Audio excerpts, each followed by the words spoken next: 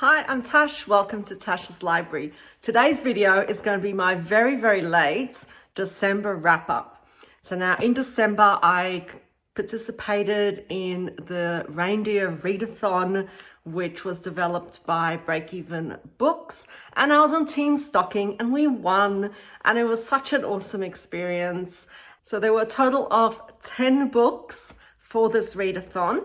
I'll put up the list here of the books that I decided to read and indeed did read.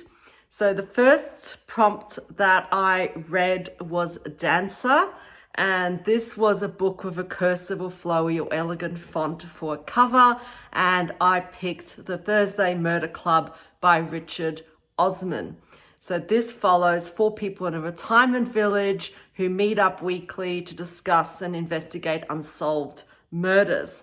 And then one day someone is actually murdered and they find themselves investigating an actual murder case. I loved the characters in this. It's really interesting to get that sort of older representation.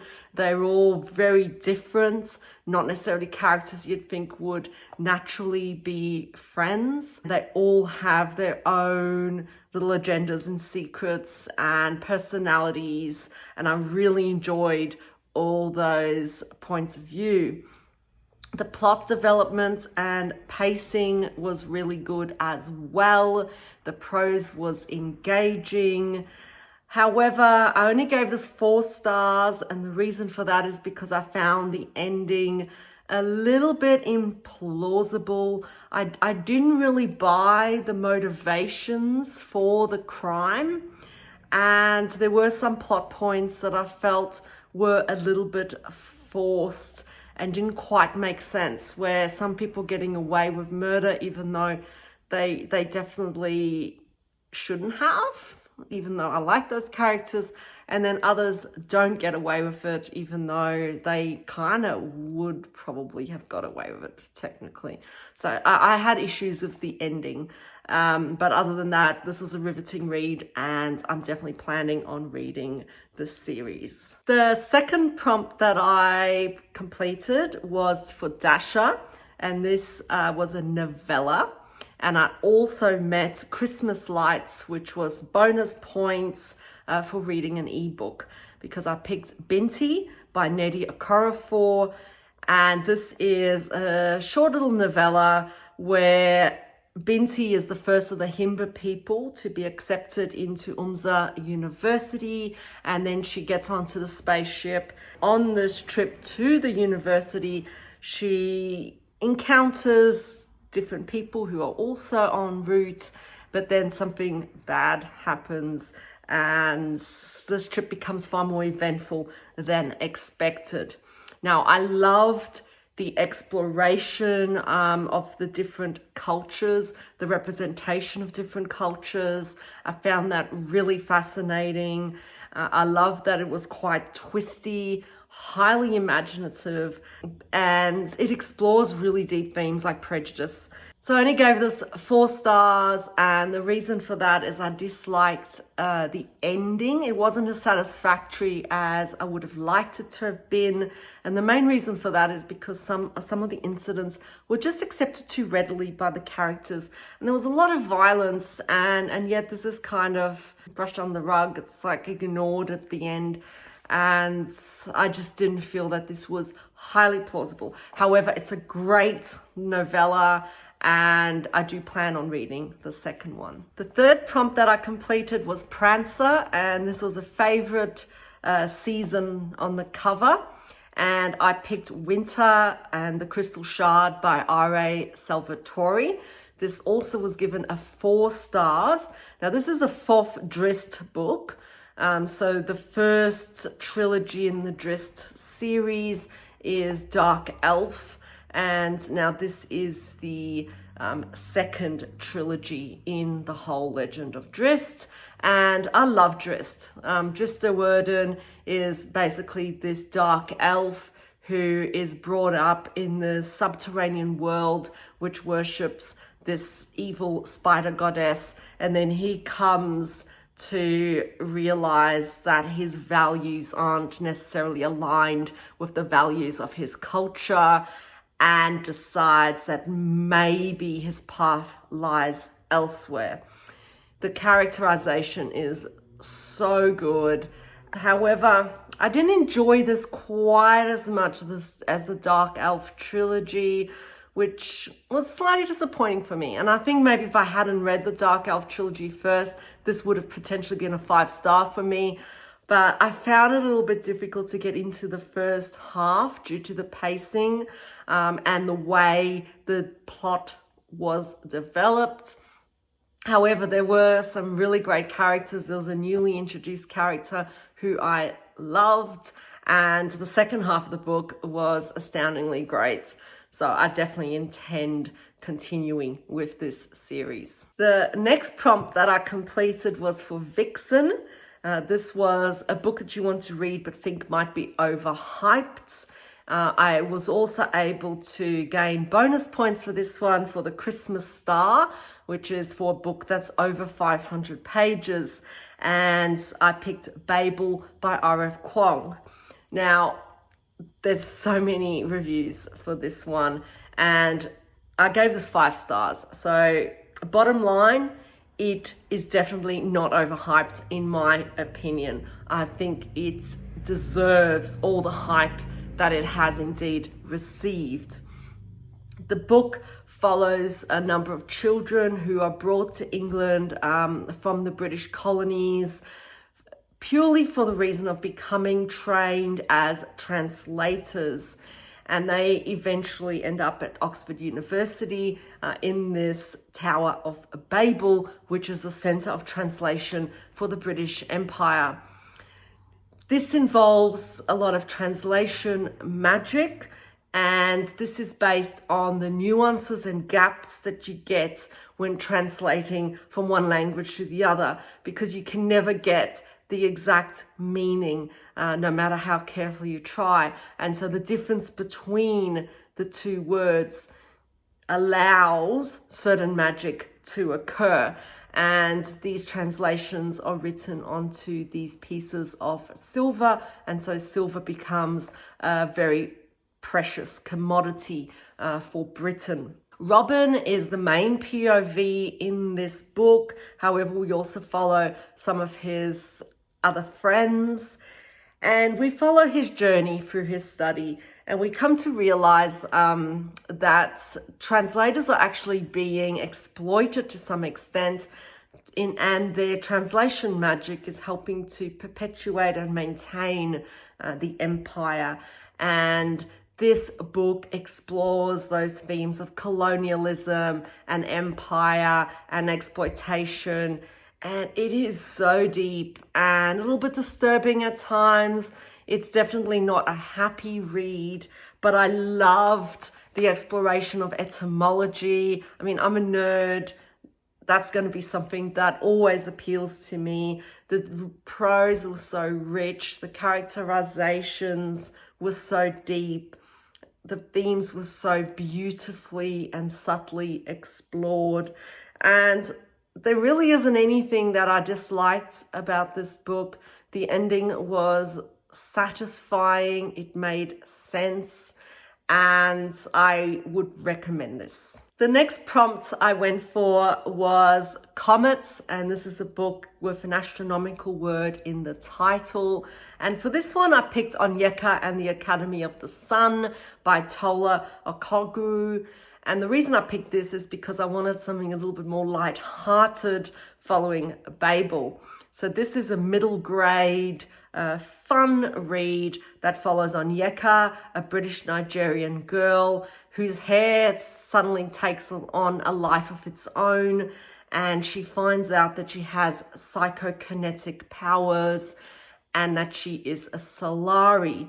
Her mother then takes her to the Academy of the Sun in Nigeria, where the Solari are trained, and Onyeka encounters a number of mysteries about her life, about the world, and encounters some threats as well. I love the characters in this. I love the magic school setting. Lagos as well was this beautiful alternative fantasy Lagos, which was fascinating. And there's such great immersion in a different culture, at least a different culture to mine. And I loved that, loved every second of that. I gave this 4 stars, however, because it was a little bit tropey, but then again, you have to expect that for a middle grade novel. And it's probably a little bit unfair, really, in a way, to rate middle grade novels when you're used to reading all these epic adult fantasies. So of course they're going to not subvert tropes as much as other books. So I would recommend this if you want a really fun, different, highly imaginative read. Onyeka and the Academy of the Sun is wonderful. I then completed the Cupid prompt, which is a book with a favorite trope in it. And for this, I went with Reluctant Hero in Cain's Last Stand by Sandy Mitchell. So this is the 6th book in the Caiaphas Cain series. It follows Caiaphas, who is a commissar, and he dislikes danger. However, he always ends up being in the most dangerous part of any battle. And so he develops this reputation for being a bit of a hero and for being fearless. However, his POV retelling of the events suggests that he's indeed actually a coward who was trying to get away from the action. This is inspired by Blackadder, and Caiaphas Cain is very much a Blackadder character, and he has a sidekick which is akin to Baldric. This one, I mean, I gave it 4 stars. It was such great fun. Caiaphas is always fun to follow. It's got great side characters as well, a very intriguing enemy in this one. The humor is still there, even though I didn't feel it was as humorous as some of the earlier installments in this series. It also has grand scale battle sequences, but I mean, they are all a little bit samey. And so number 4 in the series still remains my favorite, probably because it's a little bit different in terms of its plots. However, if you like military sci-fi and you like a little bit of sarcastic humor in your reading, then I highly recommend the Caiaphas Cain series. I then completed the Donna prompt, which is a book whose cover you're not a fan of. And for this, I picked Silverthorn by Raymond E. Feist. This is the 2nd book in the Rift War saga, a sequel to Magician. Now, I loved Magician. It follows Pug, who becomes an apprentice to the court magician, and he and his friends come across this shipwreck that has some really weird artifacts on it. This discovery changes their world, and you end up with this highly imaginative world building, highly imaginative plots, and it is so good to read. I loved the characters in this one. They were developed a little more deeply than in Magician, and the plot was really intriguing and a little bit more fast-paced than in Magician. However, it still had a fairly poor female representation, but it is an older book, so I can understand that, but just be aware of that going in. However, I did still give this a 5-star rating because it was so engaging. I then went on to the Blitzen prompt, which requires you to use a random number generator, and then you have to pick a book that ends in that page number. So I picked Foundation and Empire, which is the 2nd installment in the Foundation series by Isaac Asimov, and I gave this 5 stars. It was so good. Foundation follows this psychohistorian who foretells the end of the Galactic Empire, and he gathers all these scholars on this planet in the hope that they can collect all the data from the Empire, all the knowledge that has been collected so far, with the hope that they can reduce the intermediary period between empires. So it's going to reduce the recovery period from the collapse of the Galactic Empire. In the second installment, the plot thickens. There is a lot more exploration of individual characters because the first one really didn't have that. So I really enjoyed this one. It's unique, it's imaginative, it's excellent sci-fi, and I can't really say anything that I dislike about this book. I love it and I plan to complete the series. I then read the Rudolph prompt, which is start a new series, and this also enabled me to achieve the bonus points for the Christmas carols, listening to an audio book. So I picked We Are Legion, We Are Bob by Dennis E. Taylor. This follows a man called Bob Johansson who decides to invest in cryogenics. So he wants his head to be preserved once he dies in the hope that one day he can be resurrected. So shortly after he purchases this cryogenics policy, he gets hit by a car and dies. And he wakes up way in the future and his consciousness has been uploaded into computer hardware and he has effectively become AI. I loved the humor in this. It's a really fun sci-fi read, and I love the different personalities of Bob because there are multiple clones. However, I did find the plot became a bit samey in the second half and I lost a little bit of interest. But I also think that could be due to the fact that I listened to it on audio. I'm not good at audiobooks. I do lose concentration at times, and I often find that I enjoy the first half of an audiobook way more than the second half, because if I listen to it for too long, my mind starts to wander and I miss out on some key plot points. So in the end, I only gave this 3 stars. However, don't let that stop you from delving into this series because it's really good fun. And I actually plan to read the second one, but I'm going to read this in ebook format just to check whether it was an audiobook problem that made me maybe not enjoy it as much as I'd expected. And the final prompt was slaying it. So you could do this one if you completed every other prompt and all the bonus points, which I did.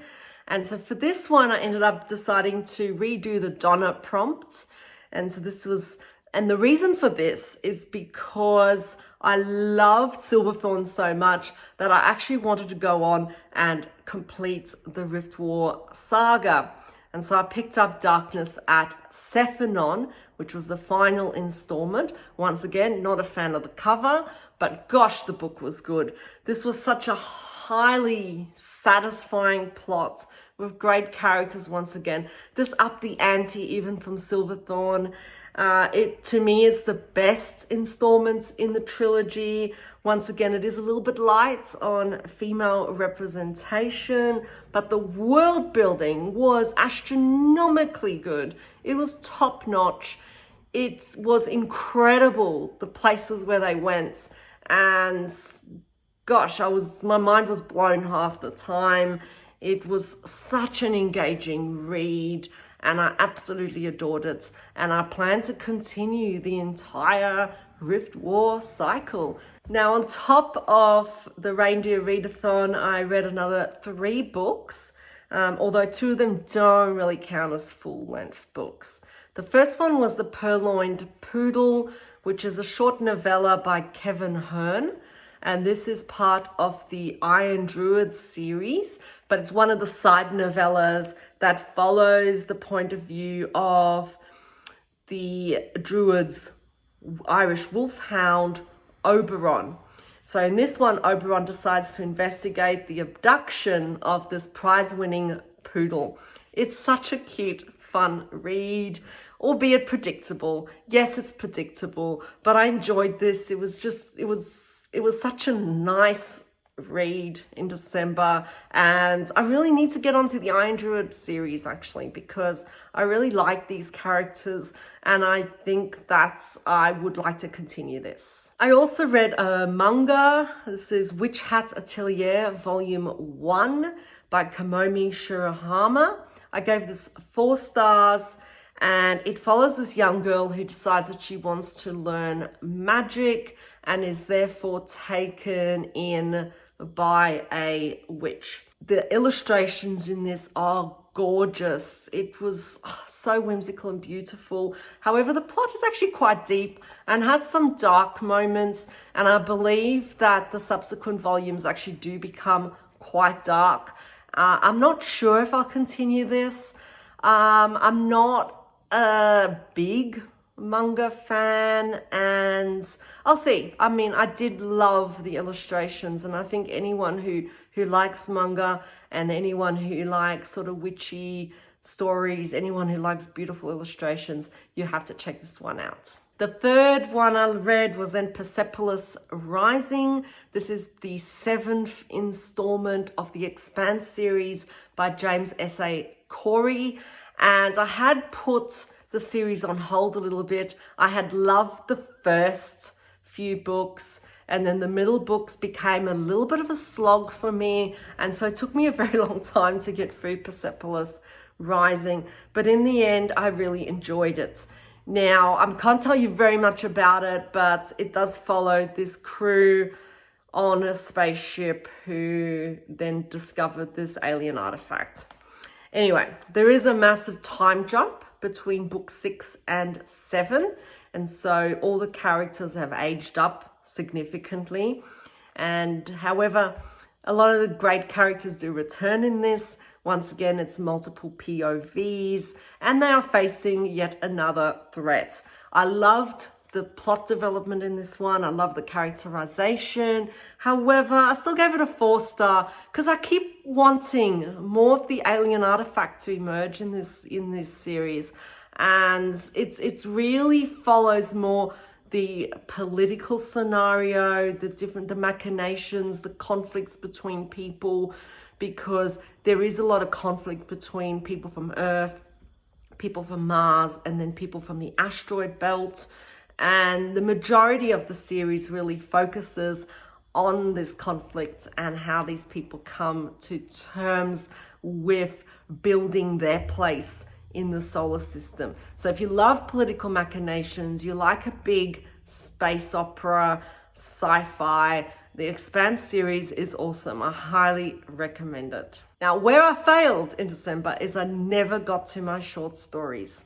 I feel kind of bad about this, but I really wasn't in the mood for short stories.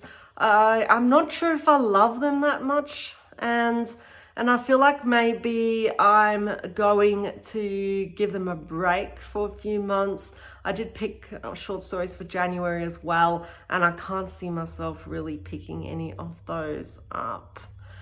So maybe it's something I'll have to continue later on in the year. But at the moment, I'm just really enjoying all these epic novels. I'm really enjoying starting and completing these different big series. And so I think I'm going to focus on that. Anyway, that is it. That's my December wrap up. Thank you so much for listening and watching. And if you like what you see, please subscribe. It makes me super happy. And until I catch you next time, take care.